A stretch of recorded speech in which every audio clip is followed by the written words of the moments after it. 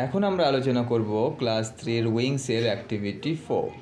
Identify and underline the doing words from the sentences and one is done for you. এখানে যেটা আছে tree give us shade, trees give us shed.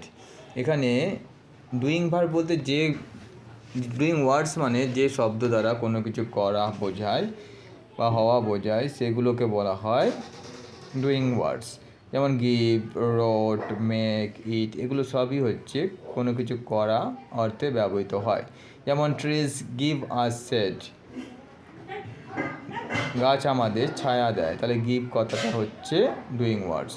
He wrote a letter to his friend, সে তার বন্ধুকে একটি চিঠি লিখেছিল। রোট লিখেছিল, এটাও একটা কাজ করা বোঝাচ্ছে, তাই এটাও একটা ডুইং ওয়ার্ডস।